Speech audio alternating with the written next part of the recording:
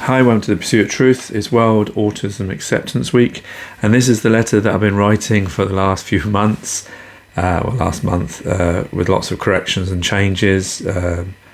Usually referred to as Aleena's help letter, sort of an open letter to people within government and other departments. So I'm going to read it out as it is an open letter. Please share it on any platform that, if you're interested in autism, Asperger's, ADHD, schools, funding, etc., making a change, doing the things that we need. Please help me with this. Share it on your platform, social platforms, like, comment, subscribe, whatever it is that can get this out there. Dear those with power and responsibility, do you want all autistic, disabled and neurodiverse children to be successful in life? I hope your answer is yes. If so, then please let me tell you my story and my ideas to help this, as early intervention will help reduce problems later in life, allowing better education results and ultimately jobs, meaning less tax reliance on the state and opening work barriers. The Office for National Statistics shows that autistic people are the least likely to be employed of any disabled group. Only 21.7% are in employment, and these inequalities start with education. According to the ONS's own report, with disabilities are 2.5 times more likely to have no qualifications. And when surveyed by 5 News, primary and secondary school teachers from the NASUWT union said only 4% of neuro-divergent children always receive support, and 43% rarely or never get the support they need. And my ideas aren't really going to increase what you already spend, just a more efficient and timely way of spending it. I just wish to express that my intention is not to cause any trouble or issues, but solve a problem that is bigger than those dealing with it. Our daughter Aleena was diagnosed with autism before she attended nursery, and she now attends reception in a mainstream primary school, which is part of the Swale Academy's trust in Eastbourne. I know Aleena's autism is difficult. It is difficult for us too. I know she can run around and not want to conform and can't communicate her needs well. These are all parts of autism. But she is so clever. At 2, she taught herself the alphabet and numbers from watching BBC's Alpha and Number Blocks. She knows technology more than a lot of others her age. She can already source material and edit her own videos at 5. This is a child with a lot of learning capacity. I know the teachers try, and sometimes I think it's too much for them, as Aleena has been sent home a few times for getting a finger stuck in a toy, crying, sneezing too much, or being sleepy. I worry that they are struggling without the support of a special needs teacher who knows how to handle and support Aleena and her ASD. They tell us at the end of the day and at parents' meetings that they want to get someone to do full-time one-to-one teaching with her and acknowledge that she is clever.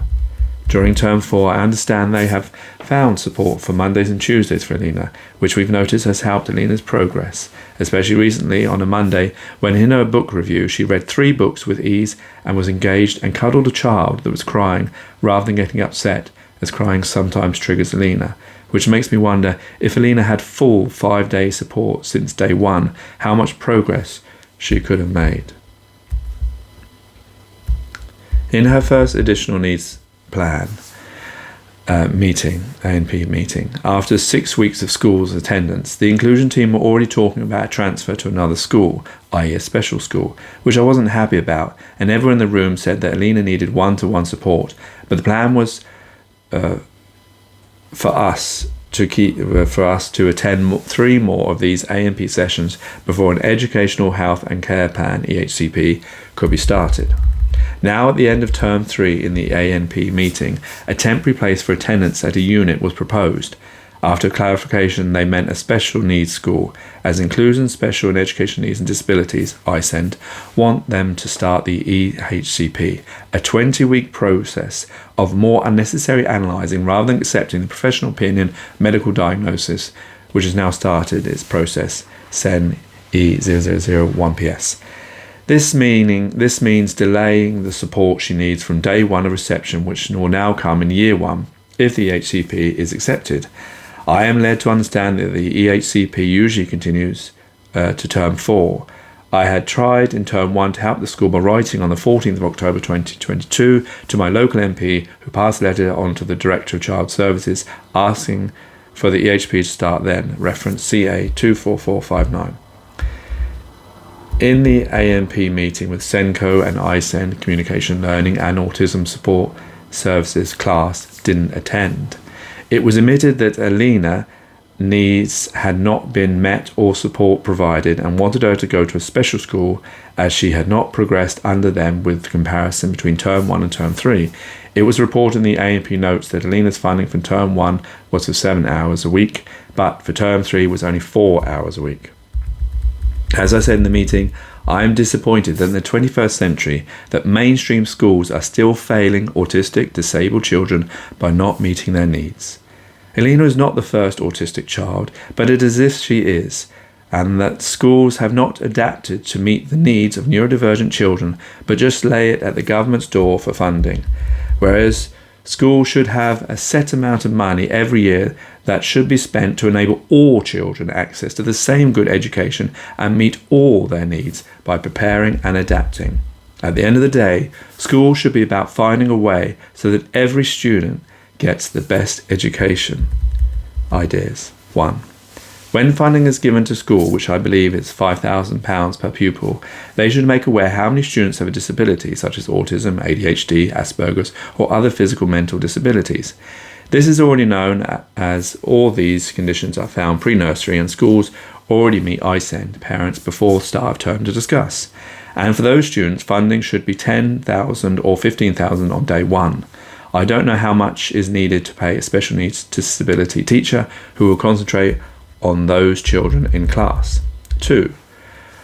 All schools should have dedicated special needs trained teachers for each year group, i.e. nursery, reception and all the year groups. Every year there are disabled children and the teachers claim neither the time nor experience to support them, and so these children get let down.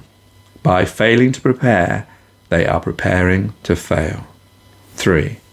All teachers should have, as part of their initial training, special needs disability training at an advanced level, which I believe they don't currently have. I believe it's not just about funding, although this is the biggest part, as funding is done through ehcp. It's just the wrong time and with a necessary long process, as the 3-term review cycle in ehcp taken minimum 20 weeks is a process that is almost a year long to establish what is already known and feels unintentionally discriminatory, certainly not beneficial, but it is also the way schools are not preparing for autistic disabled children adequately in a way that is able to support them fully from day 1. I hope these words have some effect and that the right and necessary changes can be made to help to end any discrimination and inequality that happens for autistic and disabled children. I know what I say may not help my daughter, as by the time any changes are made, she will have lost a year or more. But children in the future may be helped by what you can do today, and maybe it will trickle down the line and help Aleena's future. In the words of Murray from the BBC Chris Packham documentary, Inside Our Autistic Minds, please hear us. Yours sincerely, Harris and Annika Maguire, Aleena's parents. Take care, do your best, in peace.